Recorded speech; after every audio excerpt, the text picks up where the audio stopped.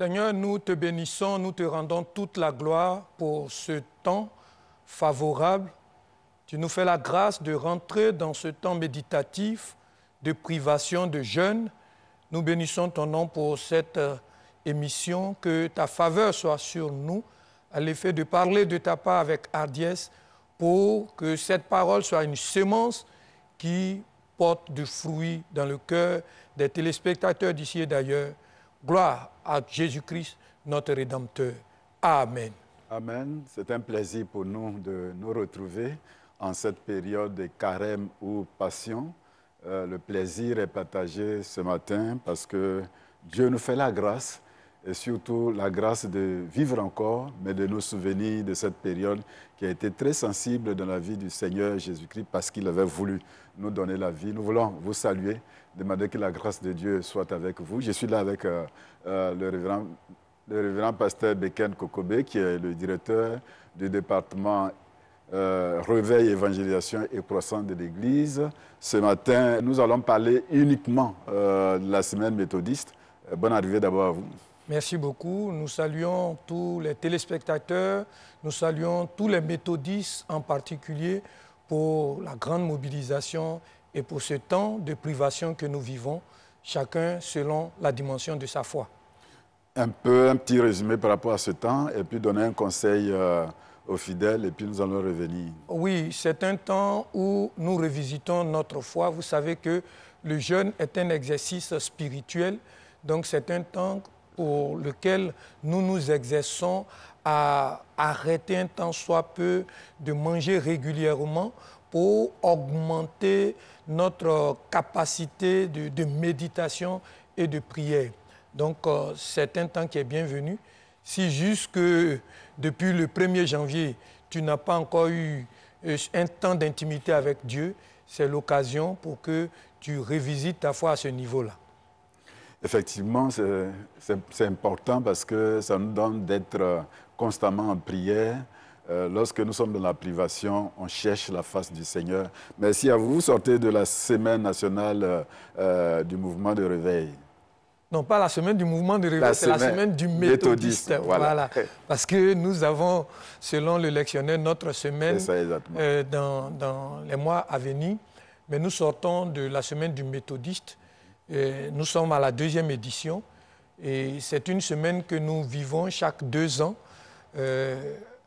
Donc 2020, février 2020 et février 2022, nous revisitons notre foi méthodiste. Effectivement, le thème de cette année... Le thème, c'était « Travailler à votre salut avec crainte et tremblement ». Voilà que nous avons développé. Quand je dis « nous », je pense au révérend pasteur Marcelo Tounassi de l'église Compassion de Kinshasa et votre serviteur Beken Kokobé pour le compte du mouvement de réveil de Côte d'Ivoire. On aura l'occasion de faire le bilan de cette semaine, mais nous sommes là pour certainement introduire et le bishop et le premier enseignement. Oui, c'est une vision que nous avons depuis la hiérarchie de l'Église qui consiste à mobiliser les méthodistes dans leur foi méthodiste. Voilà, vous savez, je le dis avec beaucoup d'humilité, que le méthodisme est un label. C'est vrai qu'au départ, c'était une raillerie, c'était une moquerie de jeunes gens qui, sous l'onction du Saint-Esprit, s'étaient particularisés à l'effet d'impacter l'Angleterre et toute la planète Terre. Aujourd'hui, nous en sommes les bénéficiaires. Il était important de revenir aux fondamentaux de ce méthodisme-là. C'est pourquoi, humblement, chaque 2 ans, nous rentrons dans la dimension message public, message populaire, parce que l'évangélisation, mais également la restauration ou l'édification ne se fait pas uniquement dans l'église appelée 4 murs, mais dans l'église ciel ouvert.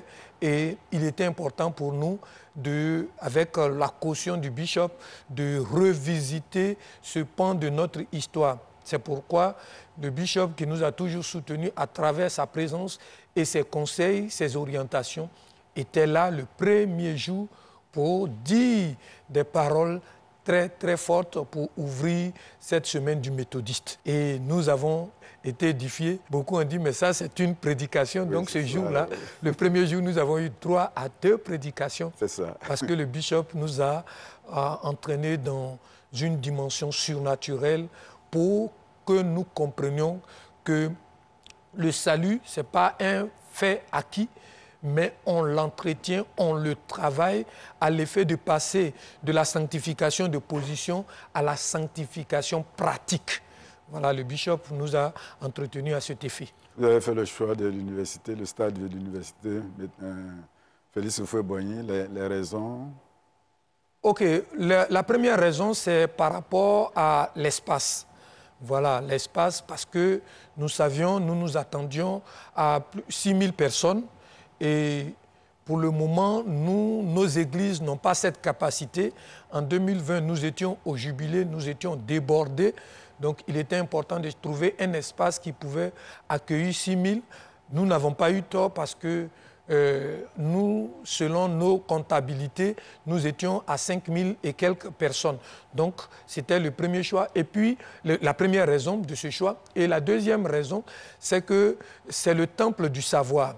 Il était important d'aller vers la jeunesse pour que nous comprenions que, c'est vrai, vous trouverez certains jeunes aller dans les églises, mais malheureusement, pour des raisons que nous connaissons, ils se laissent aller par la violence.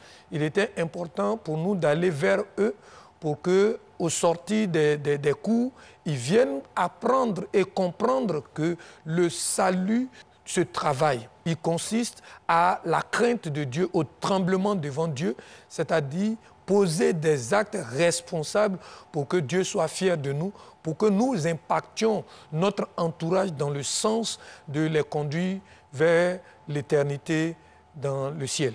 Trêve de discussion, on va certainement écouter le bishop et le révérend Marcelleux Jérémie Tonassi. Mais avant, vos derniers mots. Voilà, nous avons été très heureux. Nous voulons dire merci au Dieu des dieux, le Seigneur des seigneurs, maître du temps et des circonstances qui a rendu possible ce moment. Merci à la hiérarchie, à la grande hiérarchie de l'Église, le bishop et son cabinet qui nous ont permis de travailler dans des conditions idoines. Merci à toute l'équipe qui s'est mobilisée, mais surtout merci à notre hôte, le révérend pasteur Jérémie Marcelleux Tonassi, qui n'a ménagé aucun effort avec son équipe venue des 4 coins du monde pour tenir ce programme et surtout, pour ne pas dire enfin merci, à ce peuple de Dieu qui a répondu massivement. Que Dieu bénisse chacun et que les bénéfices de ces enseignements nous soient en grâce pour porter du fruit dans le salut que nous avons obtenu dans notre foi en Jésus. Merci, révérend pasteur. Certainement, le dimanche prochain, on aura l'occasion, mais suivez avec nous. Que le Seigneur vous bénisse abondamment. Le chrétien, c'est donc celui qui a reçu le privilège d'être enfant de Dieu. Lorsque nous avons péché à travers Adam et Ève, Dieu nous a chassés du jardin d'Éden. Nous étions perdus. Perdus. Mais Dieu, dans son grand amour, déjà dans le jardin d'Éden, a dit à la femme, le serpent te montrera au talon, mais ta postérité lui écrasera la tête. Et la postérité dont Dieu parlait, eh bien, c'est Jésus. Le temps venu, le Seigneur qui a été annoncé par les rois, par les prophètes, par tous les devanciers, n'est-ce pas, de notre foi, le temps venu, Jésus est arrivé dans le monde. Tout à fait simplement, né d'une femme, Marie, Dieu lui-même s'est fait homme. Et la venue de Jésus-Christ a eu pour signification profonde qu'à travers son sacrifice à la croix de Golgotha, l'an 33 de l'ère chrétienne, il allait rétablir les relations entre nous, les perdus, et le Père. Et c'est ce qu'il a fait. Et nous nous souvenons qu'à la croix de Golgotha, il a dit, tout est accompli. Par son sang donc, Jésus-Christ nous a sauvés. Tous ceux qui font le pas de le recevoir pleinement dans leur vie, donc pas sous la pression d'un parent, d'un ami, d'une autorité, mais de plein gré, tous ceux qui et toutes celles qui font le pas de recevoir Jésus-Christ sont sauvés. Ce n'est pas là-bas, à maman, que je saurai que je suis sauvé, mais dès maintenant, au moment où je parle, au moment où j'entends, je suis sauvé parce que Jésus-Christ dans ma vie. Le grand privilège d'être enfant de Dieu, d'attendre le royaume des cieux dans l'espérance. Savoir que demain, nous serons avec le Seigneur dans le royaume des cieux. Quel privilège! Mais l'enfant de Dieu qui a ce privilège doit cultiver la foi. Et c'est pourquoi Paul dit dans Philippiens 2,12, travaillez avec votre salut dans la crainte, dans le tremblement, dans la crainte de Dieu. Dans la crainte et le tremblement, essentiellement cela signifie avec sérieux, parce qu'on sait qu'on est devant Dieu. Il s'agit de rapports entre nous et Dieu. Et il s'agit de prendre conscience de l'environnement. L'environnement est marqué par la présence maléfique de Satan et des démons, dont le désir est de nous happer, de détruire la foi que nous avons dans le Seigneur, de nous perdre sur le chemin.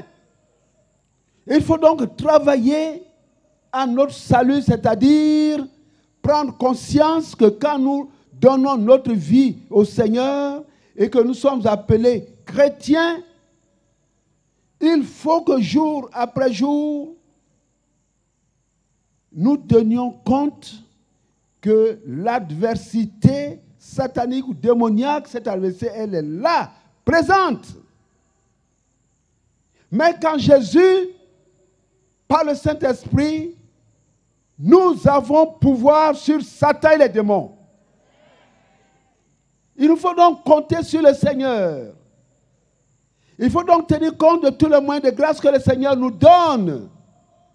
Si nous ne travaillons pas à cela, si nous ne prenons pas conscience du combat dans lequel l'enfant de Dieu est engagé, ça ne fait de notre foi. Travailler à notre salut avec crainte, avec les tremblements, c'est donc prendre conscience que si nous ignorons la présence de Satan, ou si nous négligeons la présence de Satan, eh bien Satan nous happera. Et nous savons tout ce qui se passe dans le monde. Le pasteur il le dira. Le pasteur Kokobo qui interviendra aussi, il le dira. Donc je ne vais pas insister là-dessus. Voyez le monde. Voyez le monde au point de vue moral. Au point de vue moral. Dans un pays que je ne citerai pas ici, nous venons d'apprendre que, et là ça ne date pas d'aujourd'hui, quand vous naissez, on ne vous donne pas de nom tout de suite. On attend que vous atteignez l'âge de la conscience, l'âge du choix, et vous pouvez choisir d'être homme ou femme. Et si vous êtes né femme, eh bien vous passez à la chirurgie, peu de temps après vous devenez homme. Si vous êtes femme, que vous choisissez d'être homme, vous passez à la chirurgie et vous devenez homme. Mais jusqu'où va la perversion? Jusqu'où va le mépris de la vie? Jusqu'où va ce monde qui se dit sage, intelligent, je ne sais plus quoi dire, quel mot employer? Voici jusqu'où nous allons. Ce monde qui fabrique l'arme, pas pour tuer l'animal, mais pour tuer l'homme. Le monde qui fabrique des armes, sophistiqués et qui les tient dans sa main et puis qui se réjouit. Il en est fier. On est fier de ce qui tue. Que dis-je? Ce monde qui se perd de plus en plus. Frères et sœurs, si nous n'avons pas encore reçu Jésus, tout le temps que nous allons passer ici, il faut prêter une oreille attentive à la voix de Dieu à travers ses serviteurs. Si nous avons reçu Jésus, il faut voir comment édifier notre foi, comment croître dans le Seigneur, de manière à ne pas être un chrétien charnel, mais un chrétien spirituel. C'est à cela que nous sommes invités. Si cela n'est pas notre préoccupation, nous aurons perdu notre temps ici. Mais je veux savoir, je veux donc croire que chacun de nous est ici présent pour profiter de tous les messages qui nous seront communiqués par Dieu à travers ses serviteurs, être attentif à tout ce qui va se faire, participer pleinement, personnellement, par la grâce de Dieu, à tous les moments, n'est-ce pas, de cette semaine, de telle manière que nous sortions d'ici rafraîchis, fortifiés, édifiés, élevés jusqu'à l'éternel, que notre vie soit transformée et que nous puissions dire à Satan, Satan, Jésus t'a vaincu. Que Dieu bénisse ce moment, bénisse tous les moments qui sont programmés, que la puissance de Dieu environne ce lieu, que le Seigneur qui a pris possession de Dieu avant que nous n'arrivions ici exerce sa seigneurie pour le salut de ceux et celles qui n'ont pas encore cru en Jésus et pour l'édification de tous ceux qui sont enfants de Dieu. Et qu'à Dieu seul soit gloire, honneur et majesté par la puissance de l'Esprit de Dieu au nom de Jésus-Christ. Amen.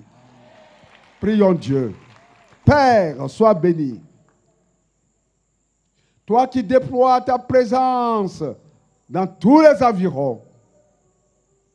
Toi qui as un message de salut pour tout le peuple ici réuni.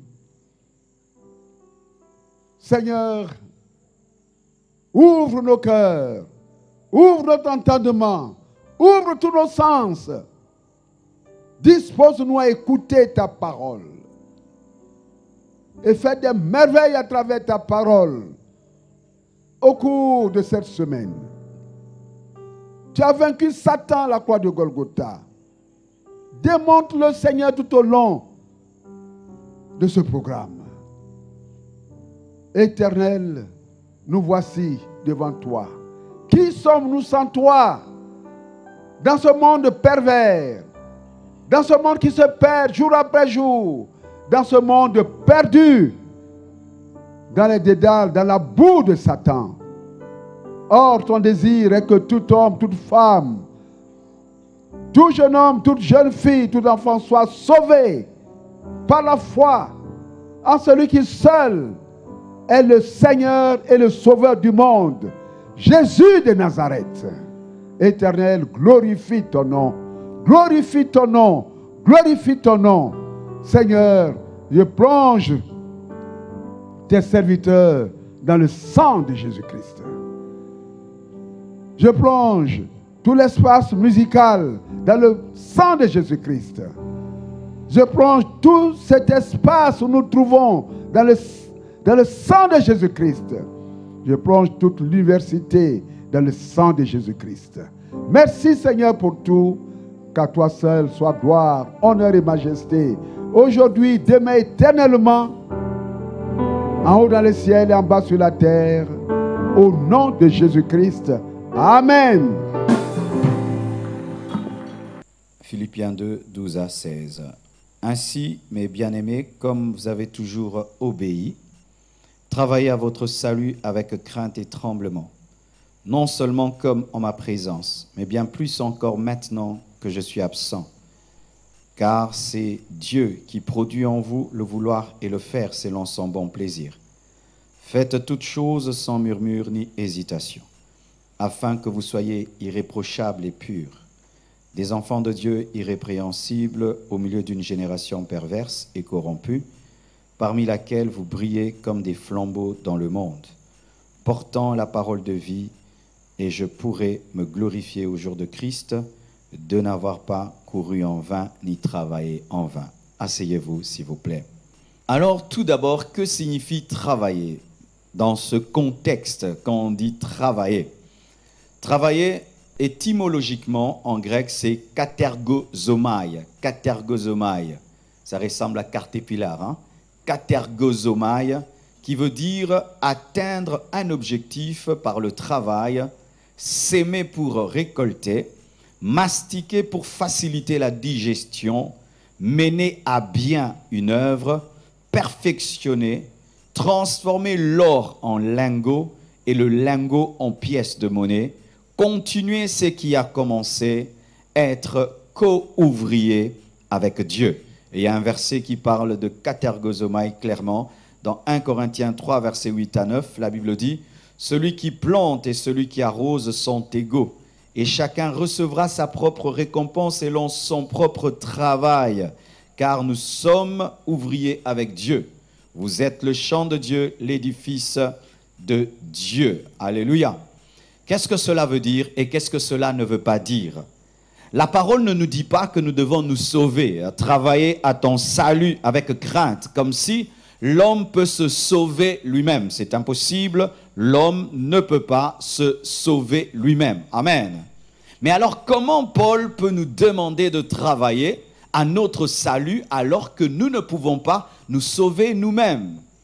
En soi, la vraie explication de travailler, ce n'est pas de commencer le travail du salut, mais d'accompagner Dieu qui travaille pour te sauver. Alléluia. C'est-à-dire de devenir co-travailleur dans ta vie avec Dieu. Pourquoi? Parce que Dieu ne peut pas travailler dans ta vie sans ta permission et sans ta volonté. L'image que Dieu m'a donnée afin de mieux expliquer, travailler au salut, c'est que lorsque une femme accouche, ce n'est pas elle qui crée le bébé, ce n'est pas elle qui crée l'homme, le bébé qu'elle a, parce qu'une femme peut pleurer des années à avoir un enfant et ne l'a pas. Mais Dieu, dans sa puissance surnaturelle, permet à la femme de concevoir et de l'accoucher. Mais c'est un miracle d'avoir un enfant.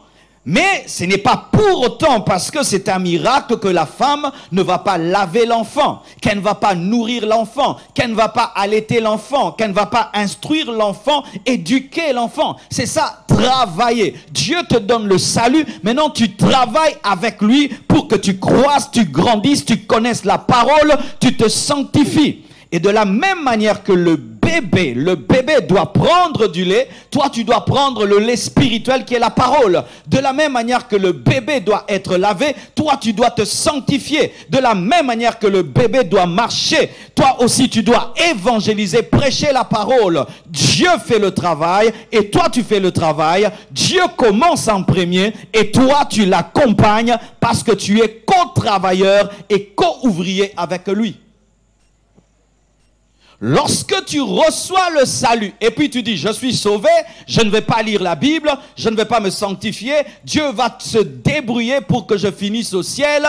Mon frère, tu t'es trompé parce que Dieu n'engendre pas des robots qui vont finir au ciel, il engendre des hommes avec une volonté souveraine qui voudront y aller. Alléluia. C'est pourquoi le chrétien qui, après sa nouvelle naissance, se donne à lire la Bible, se donne à se sanctifier, se donne à la prière, grandira plus que le chrétien qui dit « je suis sauvé », Dieu va se débrouiller pour que je grandisse. Il y aura une grande différence. Amen. Même si c'est Dieu qui est l'auteur du salut, nous devons participer à notre salut avec crainte. Vous êtes avec moi? Vous avez compris ça? Ce n'est pas que Dieu te demande de te sauver, mais Dieu, après t'avoir sauvé, te dit maintenant de préserver le salut qu'il t'a donné, de faire grandir la sémence qu'il t'a donnée en la nourrissant par la parole, par la prière, par la sanctification, en servant Dieu. C'est alors que ce salut que tu as reçu va atteindre un niveau où tu finis par ressembler à celui qui t'a sauvé, et on appelle ça atteindre la stature parfaite de Christ. Amen. Alors mon frère, ma soeur, si après ta conversion, tu ne pries pas, tu ne lis pas la Bible, tu ne vas pas à l'église, tu ne jeûnes pas, tu ne te sanctifies pas, tu ne désires pas la croissance, tu ne grandiras pas même si tu es sauvé. Pourquoi? Parce que Dieu a prévu dans son plan que vous puissiez travailler ensemble. Ta présence ici, tu as voulu, Dieu t'a invité et tu as accepté. Chaque fois que tu t'agenouilles, l'Esprit te dit de t'agenouiller et tu acceptes. Si je suis en train de prêcher à Abidjan, oui, c'est le plan de Dieu, mais moi aussi, j'ai voulu venir. Amen. Hein? Ainsi, mon frère, Dieu respectant la portion souveraine qu'il a mise en toi, ne peut rien faire pour ta croissance sans ta collaboration. C'est ça, travailler, travailler. Et que veut dire crainte? Crainte, la signification de crainte. Et la Bible ajoute tremblement. Crainte et tremblement, travaillez à votre salut avec crainte et tremblement. Est-ce que nous sommes rentrés dans l'Ancien Testament où il fallait craindre Dieu? Est-ce que nous sommes rentrés sous la loi où nous devons craindre Dieu? Où est passée la grâce? Où est passé l'amour?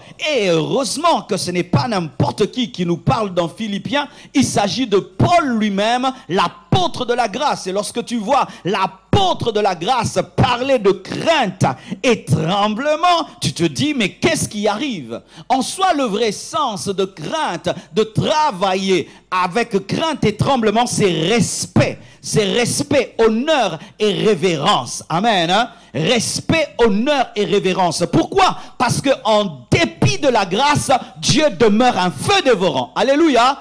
En dépit de la grâce, Dieu demeure un Père qu'on doit respecter.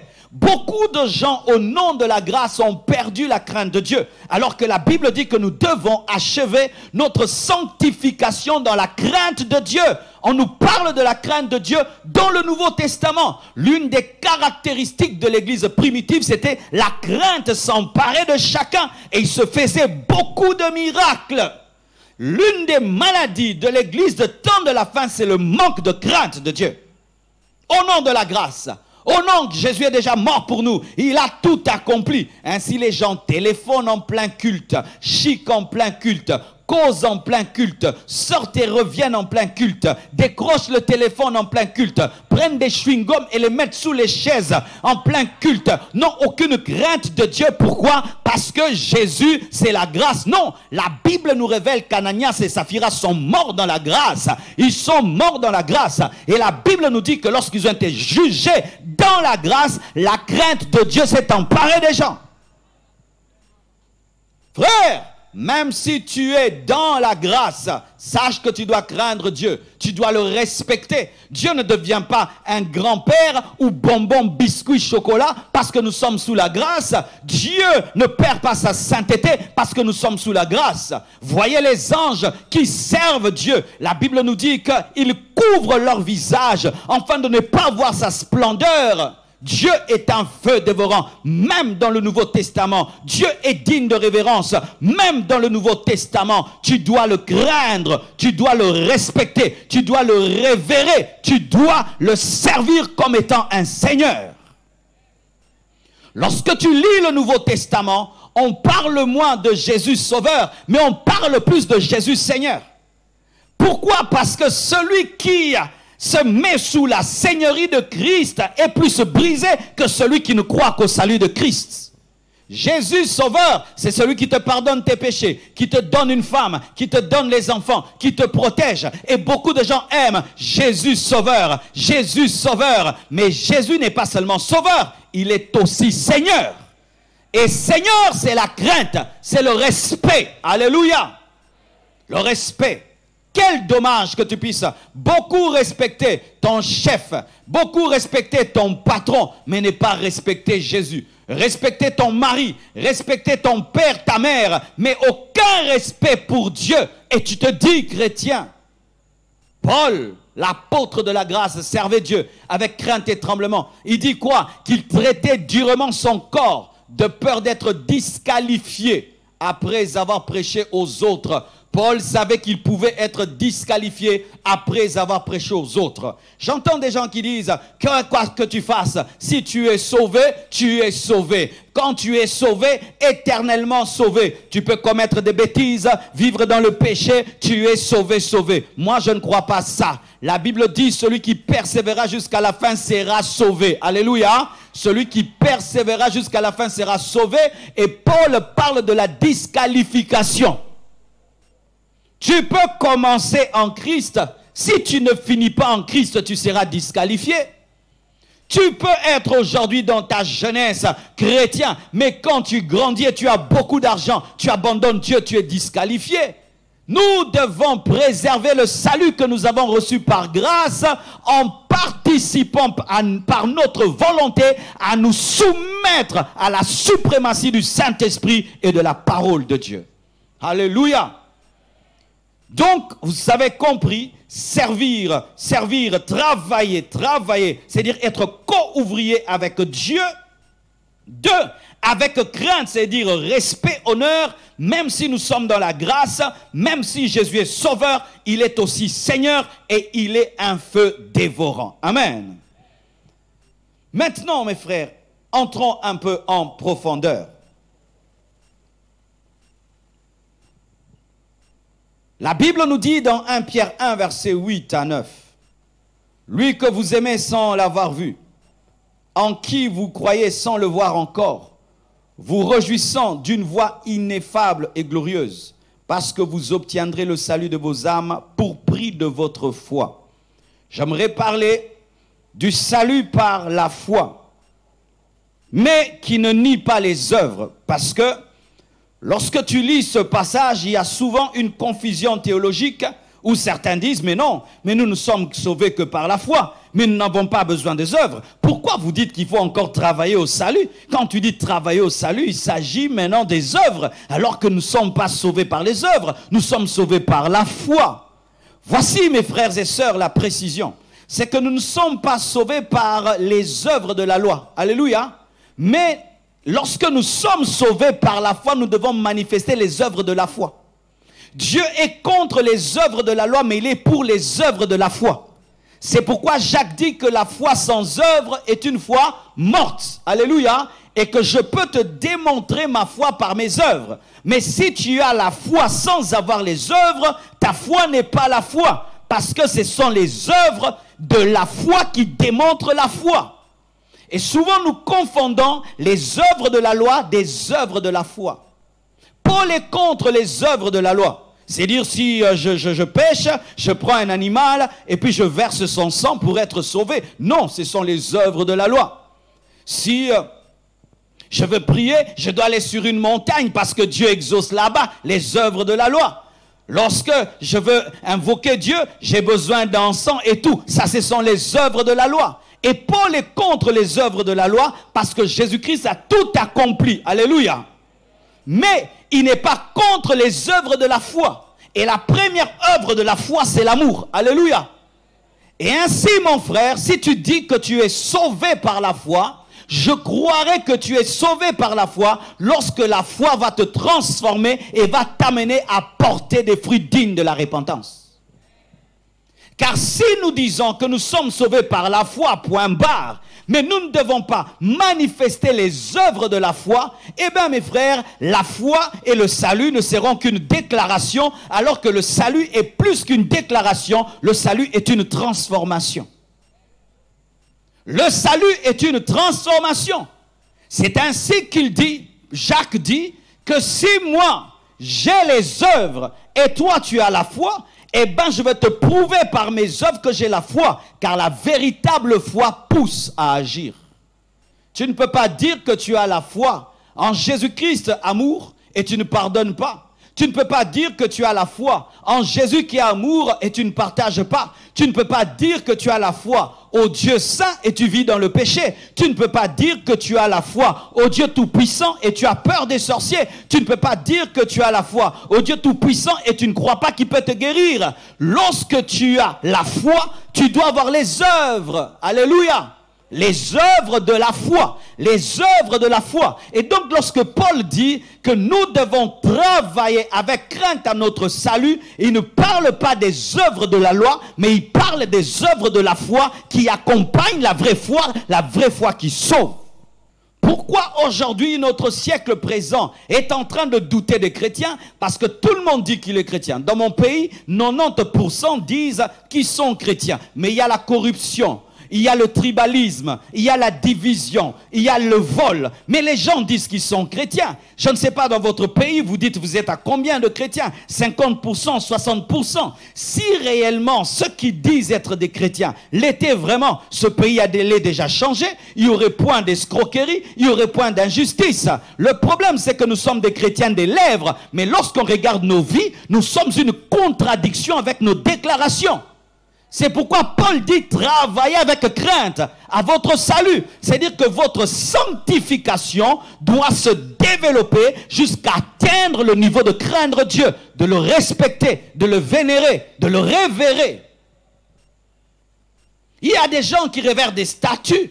On balaye devant la statue. On ne parle pas beaucoup devant la statue. On amène des offrandes devant la statue. Mais il y a des gens qui disent qu'ils révèrent Dieu, mais ils n'amènent pas d'offrande, ils ne donnent rien à Dieu, mais ils disent que je vénère Dieu. Quelqu'un vénère une statue, apporte des offrandes, et toi tu dis que tu vénères Jésus, tu ne lui donnes jamais rien. Alléluia. Mes frères et sœurs, donc, la foi n'est pas contre les œuvres. La foi n'est pas contre les œuvres. Le salut n'est pas contre les œuvres. D'ailleurs, les œuvres prouvent le salut. Parce que le salut n'est pas seulement juridique, mais le salut, c'est une transformation. Tu n'es pas sauvé seulement parce que tu es venu ici et tu as déclaré, et puis on t'a baptisé, et puis une carte de membre. Non.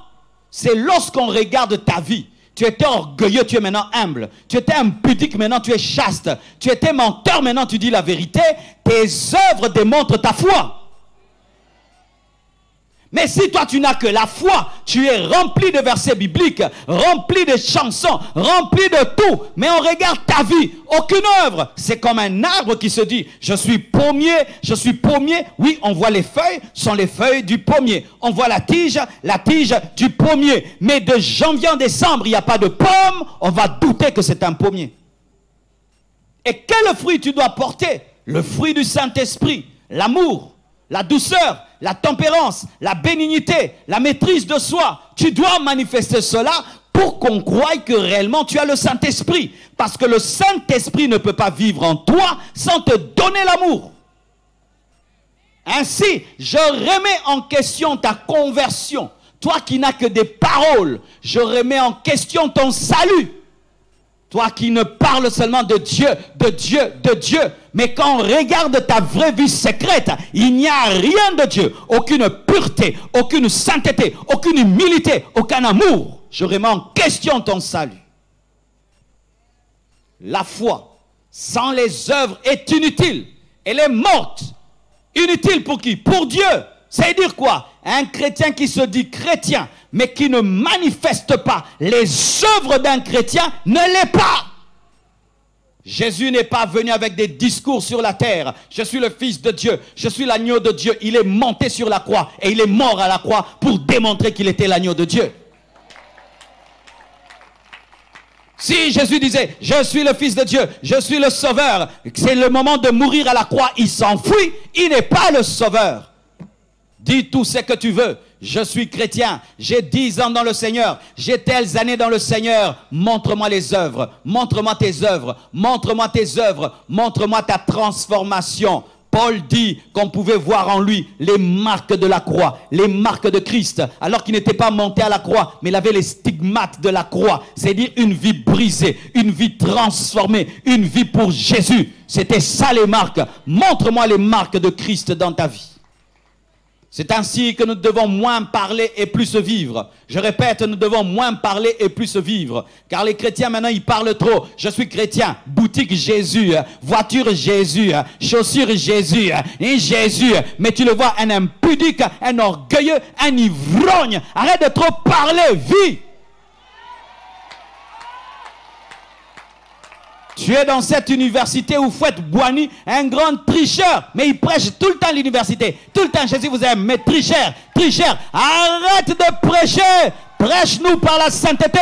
Arrête de demander des réponses. Arrête de tricher. Arrête de corrompre. Arrête de coucher avec les filles dans le home. Arrête ça. Donne-moi la main. Hein. J'étais étudiant. Vous savez, quand j'étais étudiant, j'avais un ami, il prêchait tout le temps. Et un jour, l'interrogation de comptabilité était très salée. Eh bien, mon ami a triché. Et le professeur, qui était un athée, ou même d'une autre secte, est venu et l'a attrapé. Le frère a dû fuir l'université. Pourquoi? Il parlait trop de Dieu. Mais face au point, face aux études, face à une interrogation, il pouvait renier Jésus et il a fui l'école. Pourquoi? Il avait les paroles, mais il n'avait pas les œuvres. Et les païens n'attendaient pas de lui qu'il parle seulement. Ils attendaient que lorsqu'il doit avoir 0, qu'il accepte d'avoir 0 sur 10 au nom de Jésus. Ah oui, moi c'est ce que je faisais à l'université lorsqu'on me donne une interro et je sens que là vraiment je n'ai rien compris et je me suis pas assez bien préparé pour ne pas tomber dans le piège de la tricherie. Je me levais et j'allais vers le professeur, je lui rendais la feuille vierge et je partais. Tout le monde me disait, Tounassi, tu as déjà fini? J'ai dit non, je ne vois rien, je ne veux pas tricher, je rentre à la maison calmement. Je préfère un 0 dans la sainteté que 10 sur 10 dans le péché. J'ai beaucoup prêché dans cette université. S'ils me voient tricher, ils vont renier la foi. Combien de païens disent, nous n'allons jamais croire à cause des chrétiens qui ont tout le temps la Bible sous les aisselles. Rimbo Suta Yabashika Bababa, mais menteur, il insulte dans tout le quartier. On sait que c'est toi qui chip. Dans votre famille, on sait que c'est toi qui te querelles. Et tu les appelles des démons. C'est toi l'instrument des démons dans leur vie. Parce qu'ils sont étonnés. Et ce sont des païens, mais ils pardonnent. Ils sont des païens, ils partagent. Mais toi, tu te dis chrétienne. Libokoli kengu, comme on dit en lingala. Tu as une main fermée comme un chimpanzé et tu ne partages jamais. Mais lui, il est païen. Il aide les autres quand ils ont des deuils et des problèmes. Mais toi, tu te dis chrétien, chrétienne. Tu ne partages pas. Donne-moi la main, hein? Une femme païenne est soumise à son mari. Mais toi, tu pries tout le temps. Tu as un solote devant ton mari. Comment les païennes vont croire? Maman, maman, maman. Une femme païenne soumise à son mari à cause de la coutume, à cause de la culture. Mais elle est soumise par la culture. Mais toi qui as la Bible, et tu connais la Bible, que l'homme est le chef de la femme, mais c'est toi qui es la plus insoumise. Et tu veux quoi? Que ton mari païen se convertisse? Comment il va se convertir? Un mari, on ne le prêche pas en vie. En vie. Tu as un mari païen, ne lui prêche pas. Qui voit en toi la soumission, la douceur. Quand il parle, tu te tais et tu parleras quand il a fini. Donnez-moi la main, hein? C'est quand ton mari va se convertir. Toutes ces années, tu viens à l'église sans ton mari. Tu ne fais que jeûner et prier. Arrête de jeûner et prier. Dieu t'a déjà exaucé. Ton problème, c'est que tu vis mal. Tu ne portes pas les fruits. Et il n'est pas attiré. Rien ne l'attire en toi. Tu es plus brutal et bizarre, même que ses copines païennes. Mais toi, tu pries beaucoup, au point il regrette sa copine païenne qu'il devait épouser. Mais tu parles en d'autres langues et tu vois des anges tous les jours.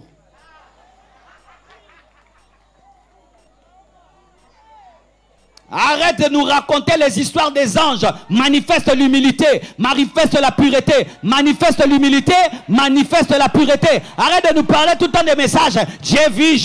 Tu n'as pas entendu que Dieu dit que tu dois être soumise? Alléluia.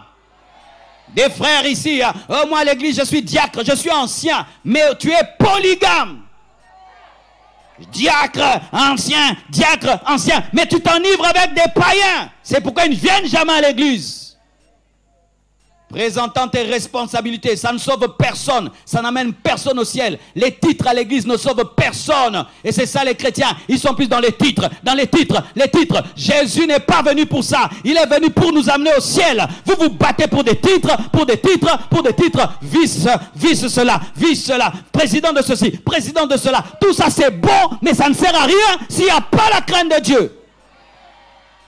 Vous devez savoir qu'on n'a pas besoin de mourir pour devenir saint. On n'a pas besoin d'être canonisé pour être saint.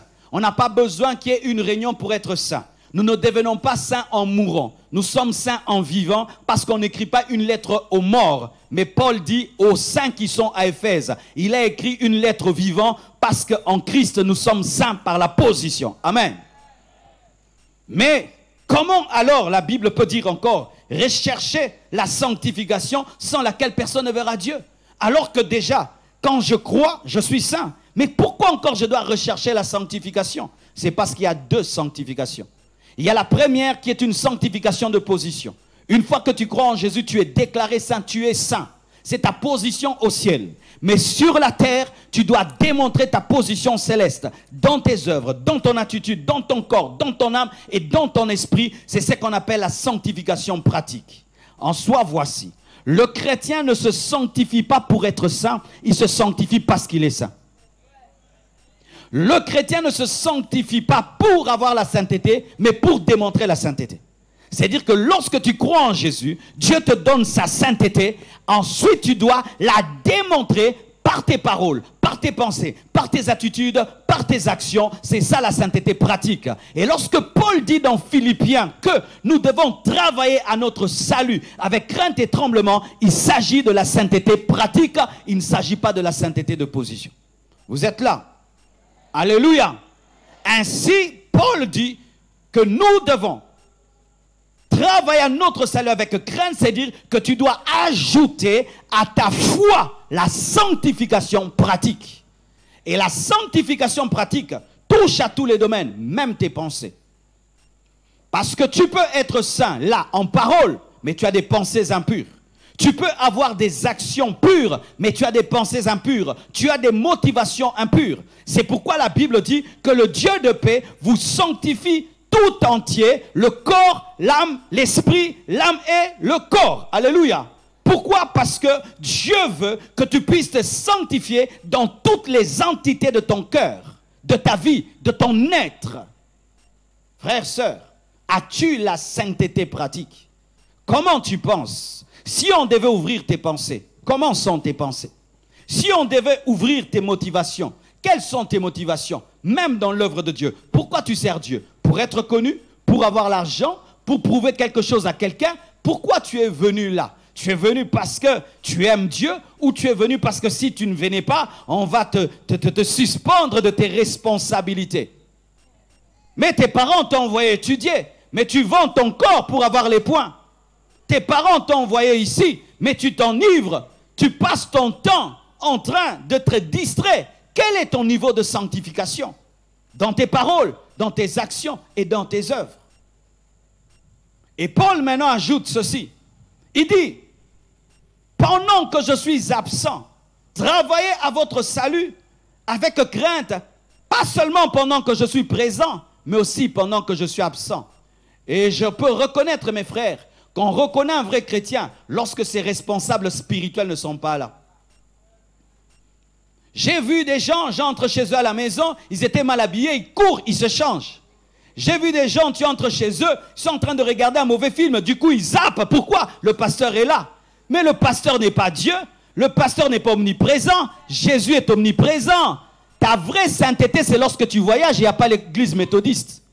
Ta vraie sainteté, c'est au travail, là on ne sait pas que tu es chrétien. Ta vraie sainteté, c'est là où tu étudies, on ne sait pas que tu es chrétien. Qui es-tu lorsque ton pasteur n'est pas là? C'est ça toi. Qui es-tu? Paul parle de son absence. Et nous voyons des églises puissantes pendant que le pasteur est vivant. Lorsque le pasteur meurt, l'église meurt. En soi, c'était déjà une église morte. Il y a des gens, quand le pasteur n'a pas voyagé, l'église grandit. Si le pasteur voyage, il y a 1000 qui voyagent avec lui. Des bébés spirituels, des fanatiques et des idolâtres. Des gens qui vérifient la voiture du pasteur avant d'entrer dans le temple. Est-ce qu'il est venu? Ah, s'il n'est pas là, je ne viens pas. Jésus est là, mais lui ne vient pas parce que le serviteur de Jésus n'est pas là. Quelle idolâtrie! Quelle idolâtrie! Quand tu parles aux autres, tu parles avec dédain. Quand tu parles au pasteur, tu es respectueux. Donc la créature de Dieu n'est rien. Toi, tu respectes que les pasteurs. Et un jour, j'ai testé une sœur. Je l'ai appelée anonymement. Et quand elle me répond, qui t'a donné mon numéro? Toi, c'est qui? Toi, c'est qui? Et puis j'ai dit non, c'est le pasteur Marcelin. Hé, pasteur! Hein? Et puis j'ai dit, ah, toi, tu as une voix pour le pasteur Marcelo, une autre voix pour monsieur tout le monde. Hein? Tu es une pécheresse. Tu es insolente et orgueilleuse. La manière dont tu me traites, ce n'est pas toi. C'est parce que je suis pasteur. C'est pourquoi souvent ceux qui s'approchent des hommes de Dieu ne sont pas véritablement eux. Regarde-lui comment il traite quelqu'un qui n'est pas connu, quelqu'un qui n'est pas respecté. C'est ça le véritable toi. Toi, c'est la manière dont tu traites un pousse-pousseur, ton domestique, ton travailleur, c'est ça toi. C'est pas la manière dont tu me traites. Hein. Pasteur, même si tu te courbes, tu te plies, tu entres sous les pieds, ce n'est pas toi. Ce n'est pas toi. Pourquoi nous avons des problèmes avec certains hommes mariés? Ils voient comment leur femme, quand ils voient le pasteur, pasteur Akwaba. Mais lui, sa femme lui dit, va manger, va dormir. Mais quand c'est pasteur, Akwaba, pasteur. Ce n'est pas toi. Toi, c'est quand il n'y a personne qui sait que tu es chrétien. Tu vas quelque part en vacances, on ne sait pas que tu es un homme de Dieu. Tu te sanctifies là-bas. Tu traites les hommes, tout homme avec honneur et avec respect. Qu'il ait l'onction ou pas, qu'il ait l'appel de Dieu ou pas, qu'il soit grand ou pas. Parce que si tu traites les hommes grands comme grands, c'est normal. Mais quand tu traites un homme normal comme un grand, alors tu as la révélation qu'il a un grand Dieu.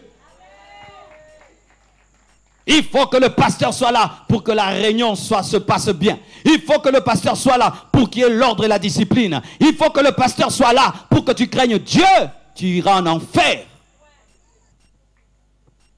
Quand vous ne grandissez pas, vous allez tuer l'homme de Dieu. Quand vous ne mûrissez pas, vous n'allez pas tuer, vous allez tuer l'homme de Dieu. Il y a un temps pour Moïse, un temps pour Josué. Et Josué ne sera pas Moïse. Lui, il ne va pas ouvrir en deux la main rouge. Lui, il ne va pas vous donner les 10 commandements. Mais lui, il va vous faire entrer en Canaan. Lui, il va vous faire traverser le Jourdain. Il n'a pas les mêmes caractéristiques, il n'a pas les mêmes miracles, mais il a une onction pour entrer dans une nouvelle phase, une nouvelle dimension. C'est pourquoi ne t'attache pas à Moïse, ne t'attache pas à Josué, ne t'attache pas à Paul, ne t'attache pas à Timothée. Attache-toi au Maître, attache-toi à Jésus, attache-toi à la source, attache-toi à la source, attache-toi à la source, attache-toi à la source. Pour venir dans une église, il faut que le pasteur mette sa grosse photo devant l'église pour dire, quand tu viendras, ce sera moi. Ah bon, pasteur, le jour que tu vas mourir, on va changer la photo, hein? C'est Jésus la star. C'est Jésus qui est Seigneur. C'est Jésus le chemin. C'est Jésus la vérité. C'est Jésus la vie. Brisons les idoles. Que Dieu retrouve sa place. Et Paul dit, en mon absence, on reconnaît la formation qu'on a donnée à des hommes lorsqu'ils la pratiquent quand tu n'es pas là. On reconnaît un élève lorsque le professeur n'est pas là. On reconnaît un disciple quand le maître n'est pas là. Et les apôtres, après que Jésus soit parti, ils ont révélé qu'ils ont maîtrisé et ils ont démontré le Saint-Esprit. Ah. Alléluia. J'aimerais terminer. Et il dit quoi? Dans Philippiens 2, verset 15. Afin que vous soyez irréprochables et purs, des enfants de Dieu irrépréhensibles, au milieu d'une génération perverse et corrompue. Oh, au temps de Paul, déjà, il dit génération perverse et corrompue. Paul, toi, tu n'as rien vu. Nous, vraiment, c'est génération perverse et corrompue en majuscule.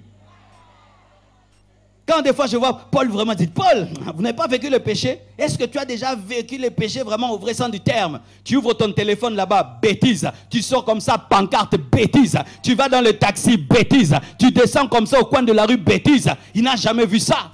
Des femmes qui viennent à l'église habillées comme s'ils vont dans un concert mondain. Il n'a jamais vu ça. Mais il dit, dans une génération perverse, si au temps de Paul, ou nous quand on étudie le temps de Paul, on dit qu'il n'y avait pas le péché, Paul appelait ça perversion. Et notre temps, mes frères, c'est comment? Notre temps, c'est comment? Les hommes se marient à des arbres. Oui, il y a un homme qui a épousé un arbre. Il y a un homme qui a laissé son héritage à un chat. Vous imaginez ça? Donc, il n'a même pas vu l'Afrique. Il a laissé l'héritage à un chat. Quel mauvais cœur!